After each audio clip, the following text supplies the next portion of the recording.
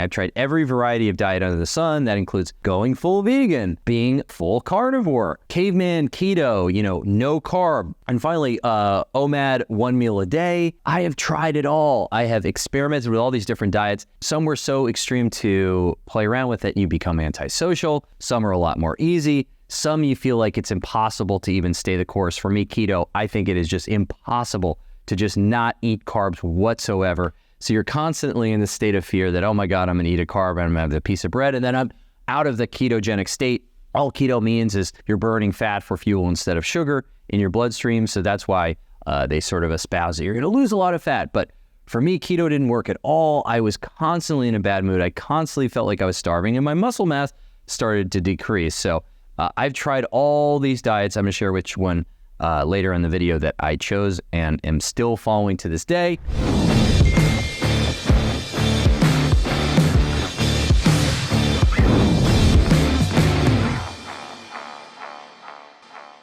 All right, Really Rich Fitness. I'm wearing my my tightly fit shirt here under my blazer, especially for the show. We're going to talk about entrepreneur health. So the health of somebody who is going to be sitting at a desk a lot, the health of someone that is not picking up cars and dragging tires across the ground.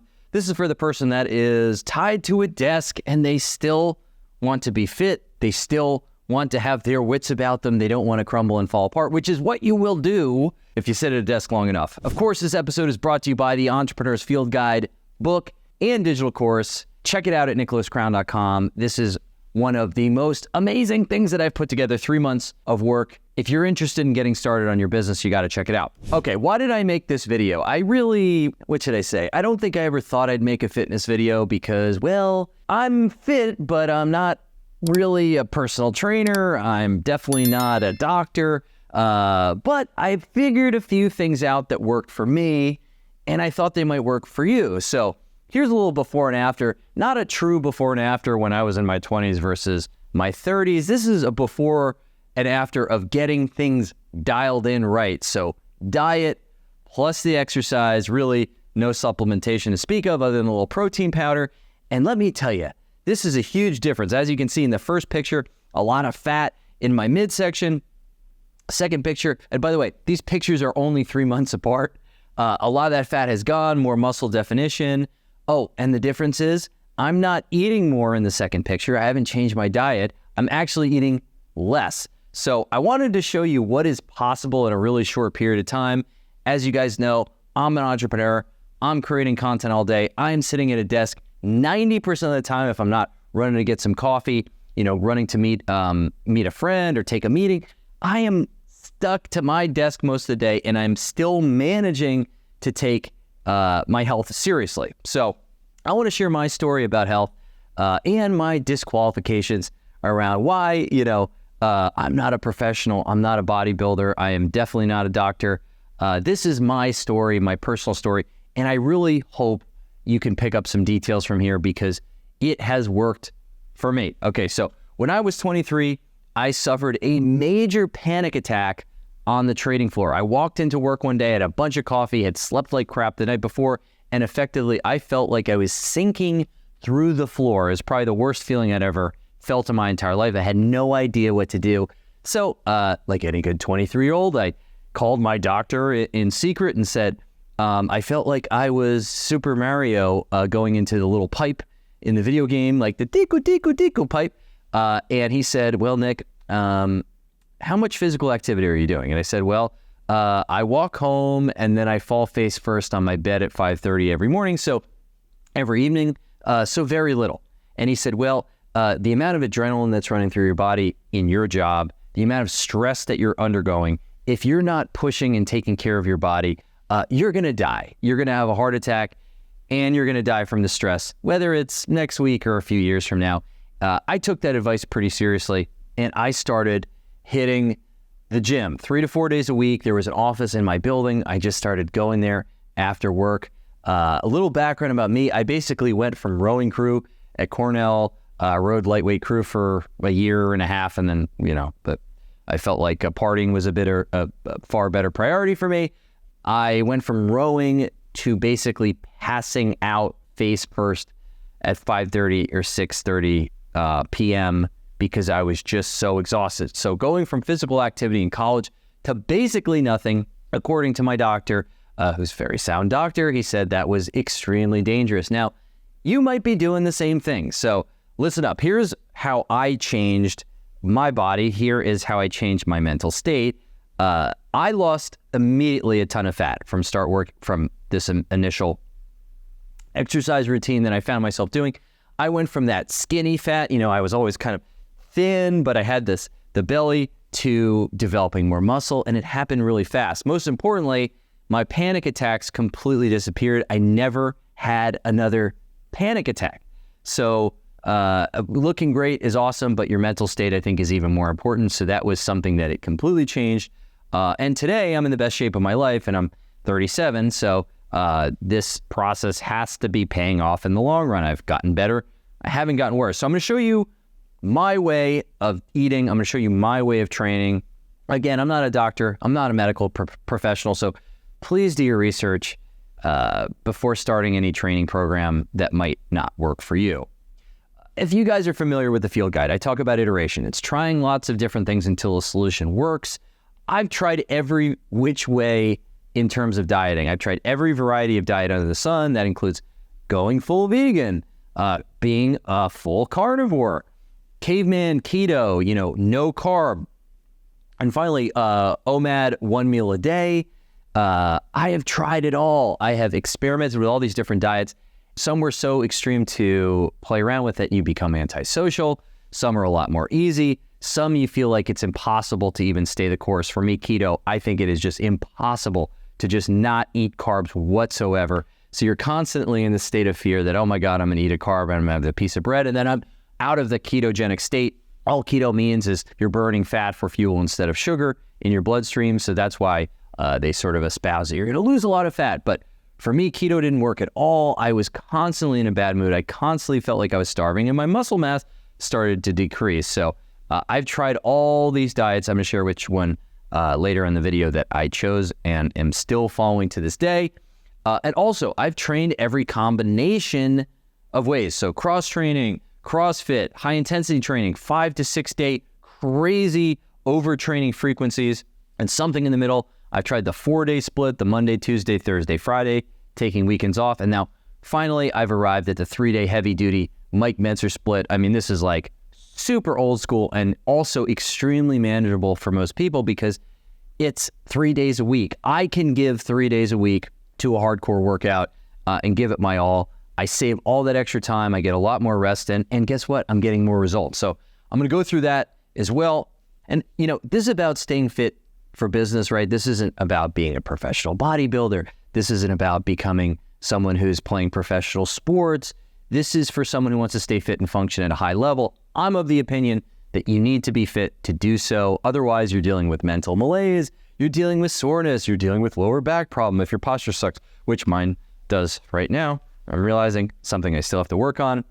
It's easier than you think to be putting yourself into this program and sticking with it. It's just because you don't have a model to work with. And again, before I had my panic attack on Wall Street when I was 23, I didn't have any model to work off of. So you're either overdoing it or you're underdoing it. This is a bullet point that I want to make because I have either been overdoing it or underdoing it. In my early 20s, I was underdoing it. I wasn't training nearly enough or really at all at that point.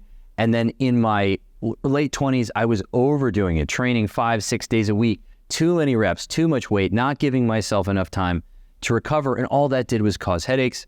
And then as we move through time, I don't know why, but I think the culture of just expensive training, the frequency of training, getting fancy equipment, all of this stuff has just created a lot of pressure about how to stay fit. And it's pushed everyone in the wrong direction. I think everyone is either doing too little or they're doing way too much. The sweet spot is definitely somewhere in between.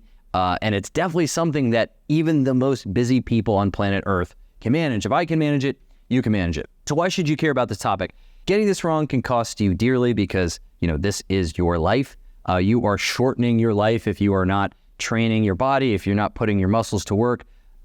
Extreme stress is a serious health risk. Really, you're putting pressure on your cardiovascular system. Your energy and fitness levels will determine your ability to perform in your life, okay, in business, in your relationship. So this is no joke. Beyond just the physical reality, your heart pumping blood, fitness also impacts your optimism. So I find that when I'm not training, I'm in a way lower mental state, mental vibration, if you will. And when I'm training, I feel more optimistic. I feel more equipped to take on the day and to crush it, okay? The fitter I am, the more money I make. This is 100% true because I'm able to show up with stamina every single day. I have mental clarity to perform, to be on meetings, to switch tasks from something creative to perhaps something very analytical. This is just, the fitter I am, the more energy I seem to have to perform these tasks. In fact, I'm filming this podcast after I have already worked a full day, and I'm almost shocked that I'm able to do this. Usually I have to sort of have a really fresh, clear start early in the day to film this, and I don't know, I just feel pretty good. So maybe this stuff is working that I'm doing. I want to point out, the earlier that you figure your plan out, the better. Get it in early, in your early 20s. Get it in while you're still in college. I knew people when I was at Cornell that were still like maintaining this like really hardcore high school training regimen and diet.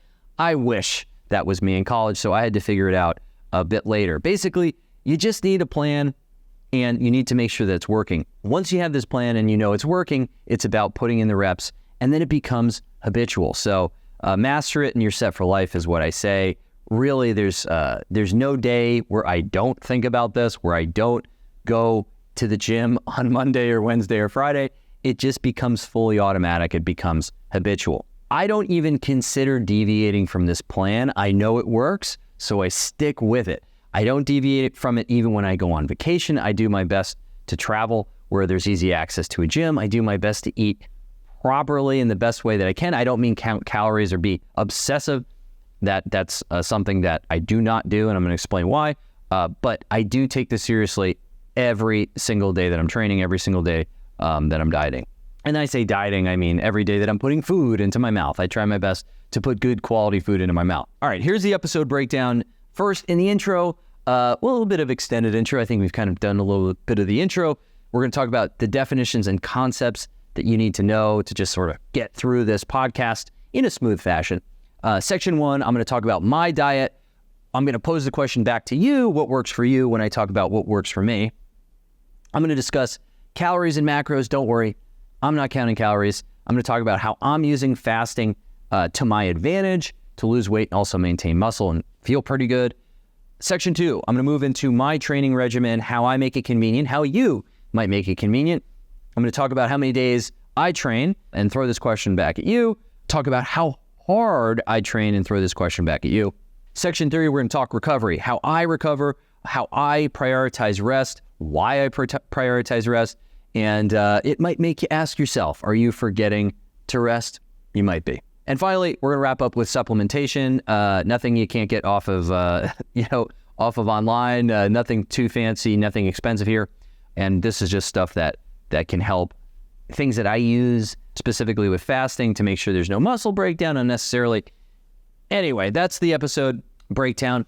And I like to start with definitions, okay? What is fitness? I don't think there is such thing as fitness. I don't think there is an overarching definition of fitness. I like to ask myself, how do I feel? How do I want to feel? How do I look? How do I want to look?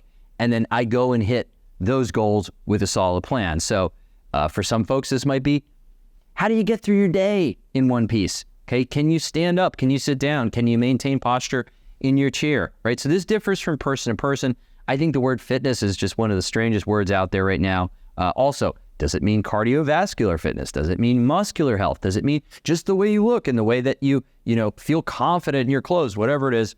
I think you have to make your own definition for fitness. There is definitely no one-size-fits-all approach here. And for me, I have been building that definition and then sticking with it for quite some time now. So I want you to go out and build your own definition.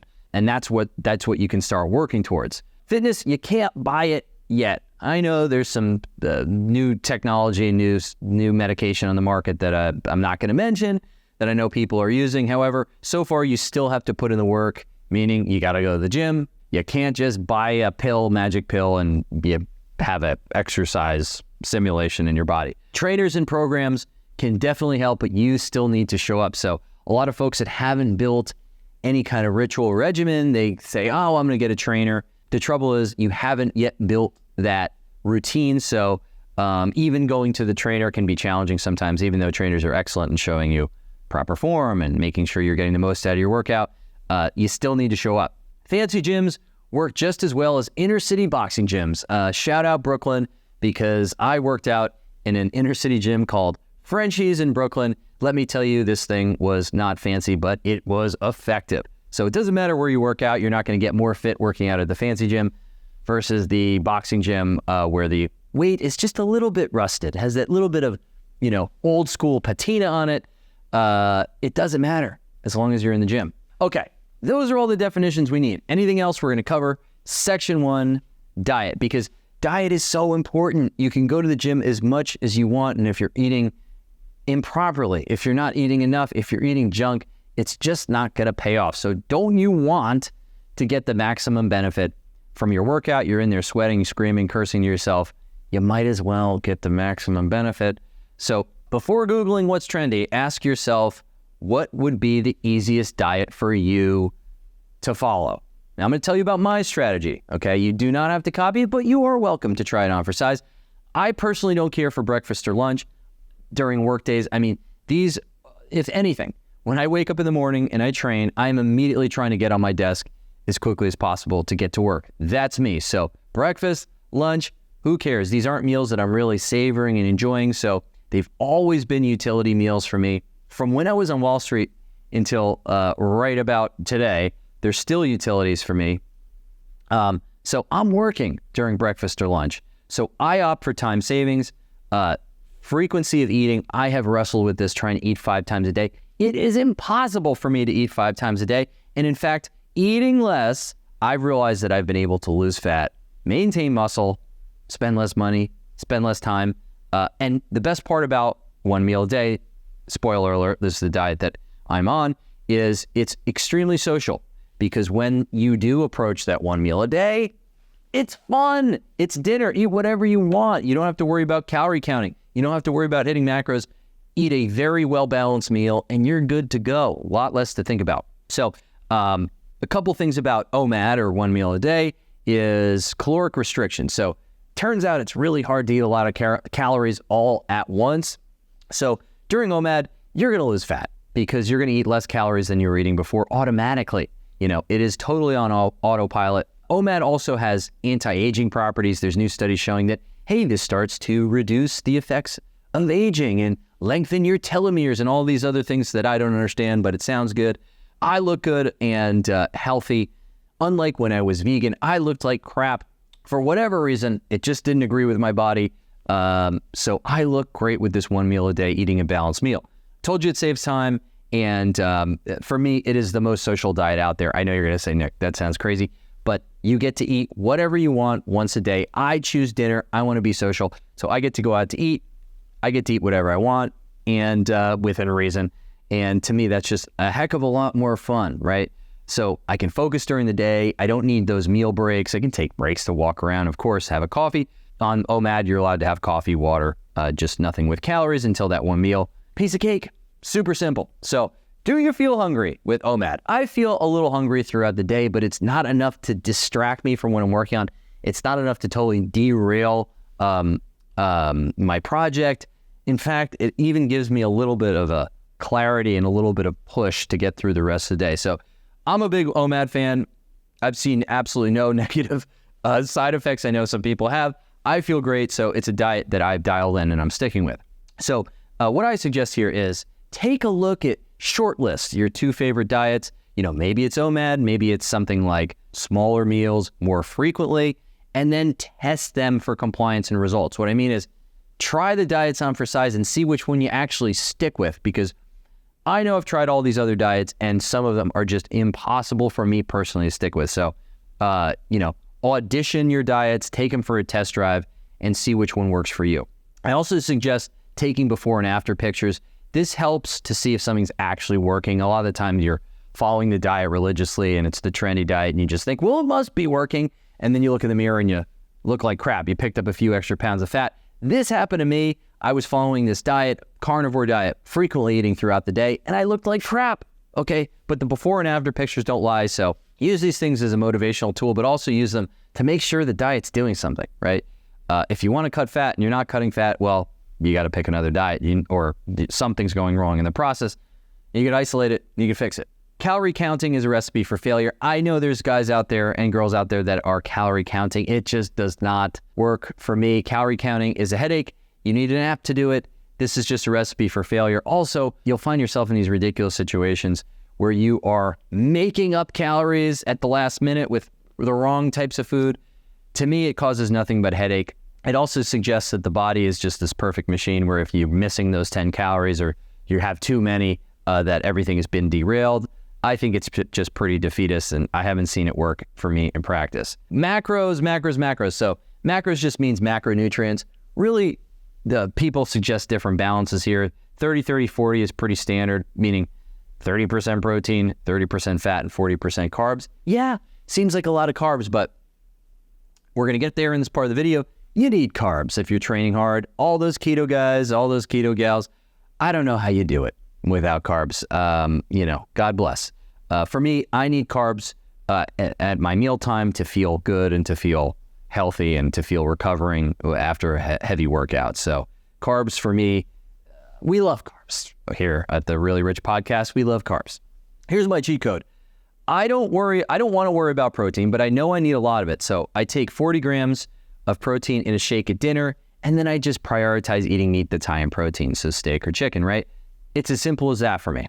So the protein shake takes out of the question of being deficient in protein. That's something that a lot of folks who are on the 1 meal a day diet worry about. You get 40 grams in the shake, you get another 40, 50, 60 grams with the meat or the fish, you're good to go, okay? A lot of studies are showing that you don't need nearly as much protein as we used to think, at least from the old school bodybuilding videos that maybe you've seen and maybe I watch here and there for fun. Who doesn't love the old school pump and iron Schwarzenegger videos? All right, a quick moment from our sponsor, the Entrepreneur's Field Guide digital course. My baby, what a wonderful thing. This is taking the entire method of learning about the unknown, uncharted territory of building your first business and putting it into a beautiful 5-hour course. 5 hours, so it's a week course. You do an hour a day, Monday, Tuesday, Wednesday, Thursday, Friday. It's an incredible course, an incredible value. Check it out at nicholascrown.com. All right, section 2, training. You can't be fit without training. Training. I am one of the most disciplined people on the planet, if you haven't imagined from all the wonderful content that I'm putting out. But let me tell you, if the gym isn't easy to get to, or the path, to training in the morning is challenging, I will falter, I will look like a couch potato. And most people find themselves in a situation where getting the gym is a complete pain in the ass. So I've recognized this in myself years ago. And what I've done is I made a promise. I said, Nick, the gym is going to be so darn easy for you no matter where you live, no matter where you travel. So I've taken this to an extreme. I built a home gym, and you might say, well, that sounds awfully fancy, Nick. It is pretty fancy. However, it costs far less than I imagined when I went to actually go out and build and, add to cart my home gym.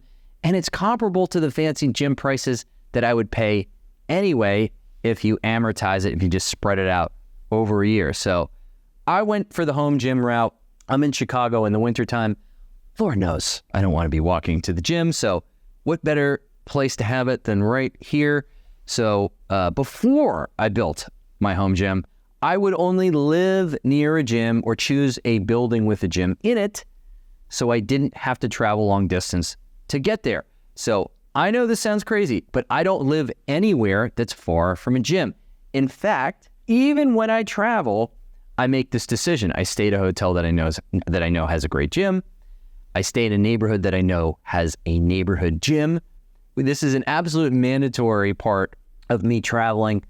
I do my research in advance to a comical degree. You're like, Nick, you can't just go, go down to Mexico, not worry about the gym. No, we're going to places where I know there's a gym because this just is how I roll. I've chosen to make decisions around health.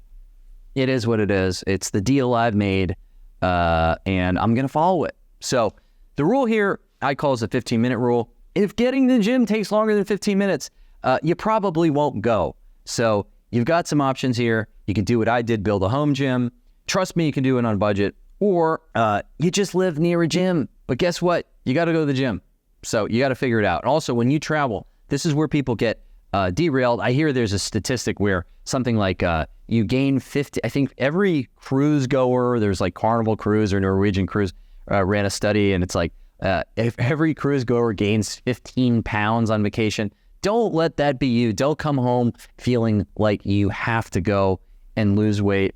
Man, that sucks. That's no way to look back on a vacation with a fond eye. You want to come home feeling great and well-rested. I think training helps a lot. So most people are overtraining. I can't state this enough. Just look at the guy that you see every single time in the gym. He's been there every single day for a year, and he looks the same as he did last year. So if someone is not making progress in the gym, it means that they're doing something wrong. But you see them every day, so it's not that they're not training. It's that they're overtraining. They're continually breaking down the muscle. The muscle has no time to recover.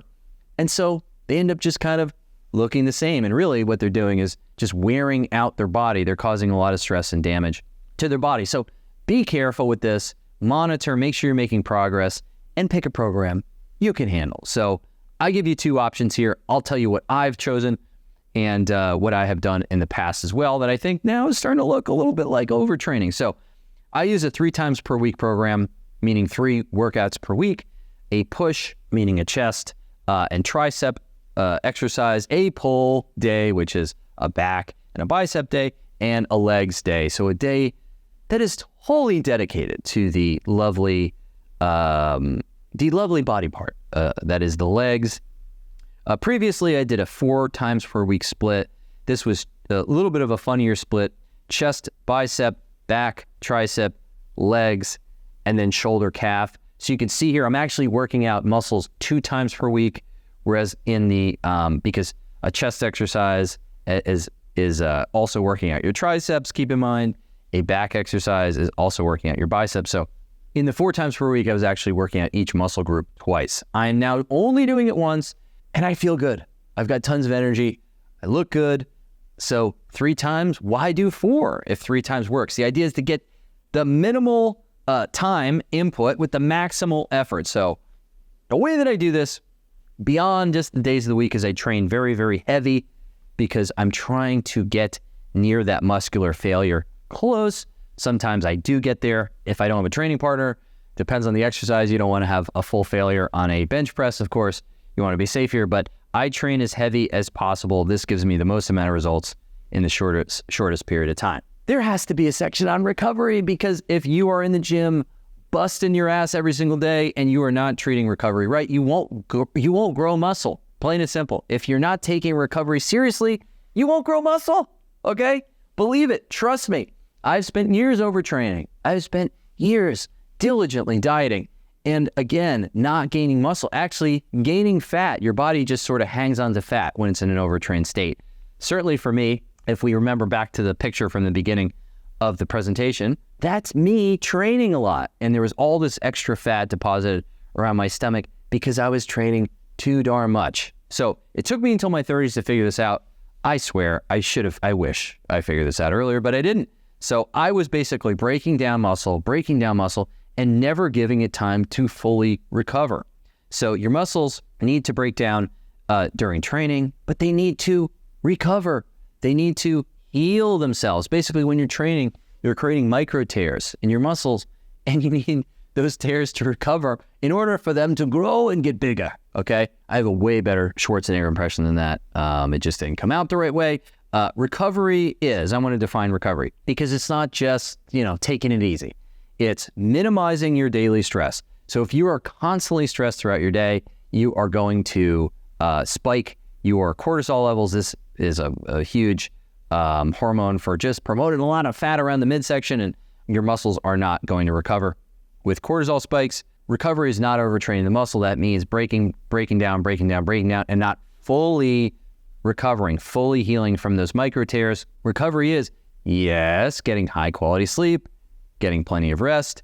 And finally, it is staying hydrated, drinking a ton of water, and eating right. So recovery is a lot of things. And if you're not prioritizing recovery, then you won't grow muscle. I have experienced this when my workload is too high, I'm under too much stress. It's unbelievable when you look in the mirror how you can see your body start to change in the wrong direction. So recovery is critical, and pay attention to your stress. If you're doing all this hard work and you're under so much stress, your body is just going to be hanging on the fat and not rebuilding muscle. It's just this sad phenomenon of stress. I also feel inclined to train whenever I have free time. I'm crazy, I guess. I feel like taking a run when I've got an hour. I feel like going to the gym when I've got a little extra time in the morning. Avoid this inclination to pack in more training on recovery days. Actually recover. So if you want to stretch, if you want to do something low impact, that's great. But if you're going to train on the days that you're resting, well, guess what? You're not resting. So I'm extremely careful with my cardio on top of my weight training. So again, you have a free day here and there. A lot of people think running is active recovery, but you have to be really careful that you're not using cardio to just undo all the hard work that you did in the gym. So for me, when I've been marathon training, when I've done some longer distance runs, I've found that my immune system was weakening. I've obviously developed a ton of joint pain during these periods of time. And then I've had muscle pain and weakness that would go beyond what it would if I was just training. So I'm really careful not to undo all the hard work that I'm doing in the gym with cardio. Of course, just heavy weight training in itself is strengthening the cardiovascular system. So you're getting all of the benefits, and that's just kind of how I roll. I run a lot less these days than I used to because I feel a lot better the less I run. So a little jog here and there is kind of what you'll catch me doing. But, I guess my running days are behind me. Although the Chicago Marathon, I did the Chicago Half Marathon, and I kind of feel like I need to do the full marathon. So we'll see about that one. But I would be accepting definitely a lot of wear and tear on my body. Certainly marathon runners know this. You don't go back to back, unless you're crazy like David Goggins. You need to take a break in between to let your body heal. And even your hormonal state in your body needs to heal after a marathon. So be careful when you're mixing cardio and weight training. For me, it's had an effect of just undoing a lot of the hard work that I put in. All right, finally, supplementation. Don't get too excited. This is so basic, guys. I've had success with creatine HCl, which is hydrochloride. It's basically like creatine monohydrate, but it's attached to an extra hydrogen molecule. I don't know, chemists, can you tell me what creatine HCl is? Basically is really sour, but it absorbs in the muscles a lot faster, and you can take a lot less of it. This helps with the recovery. Also, it gives you a little bit of a pump. Okay, so there's an aesthetic feature to the creatine HCl that I enjoy. I also have to be careful. Sometimes my creatine levels get a little too high. My doctor calls me up and tells me to take it easy. BCAAs, these are amino acids. This is particularly helpful if you are doing one meal a day and you're fasting. This counteracts a lot of the muscle wasting effects that can happen during fasting. I have not noticed anything. In fact, I've held on to all of my muscle from fasting. Maybe I've gotten a little bit leaner from losing water weight or fat, but I take BCAAs. It's just a precaution, just to make sure I'm getting those amino acids in the morning without any calories. And finally, clean protein. So clean protein, like Isopure protein, that is just protein. Okay, so no sweeteners, no add-ons. I want to just be eating protein when I'm supplementing, and I'll use fruit, and I'll use something like dextrose to sweeten it. Okay, dextrose is just pure glucose, so it goes right into your bloodstream. Your liver doesn't have to digest it, and that's how I make my protein shakes. So to wrap it up, you got to pay attention to your diet. Ask yourself what's going to work for you and stick to it. For me, that's one meal a day. It just seems so social. It's a little counterintuitive. You're eating one meal a day. How social could that be? But that meal gets to be dinner, and I get to have that with friends and family. So that's what I went with. When it comes to training, I train 3 times a week. I use that Mike Menser old school push-pull legs workout where I'm training super heavy, but for a really short period of time. so I can get back to work. I can get back to having fun. I get back to making cool videos for you guys, right? That's what I've chosen in the gym. Figure out what's going to work for you. Obviously, consult your doctor if you're about to start a heavyweight training program for the first time.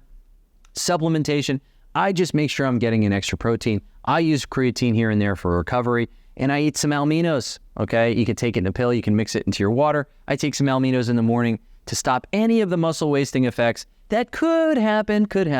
It's probably just a precaution with fasting, which is what I'm doing 24 hours a day because I'm eating really just 1 hour a day. So always more to learn at nicholascrown.com. Of course, you've got the Entrepreneur's Field Guide, and you've got the Entrepreneur's Field Guide guided course, the 5-hour course that's going to show you how to think like an entrepreneur, perhaps for the first time, or maybe dust up your skills or put some models onto things that you're already doing, and now you're just going to understand it in super clear fashion.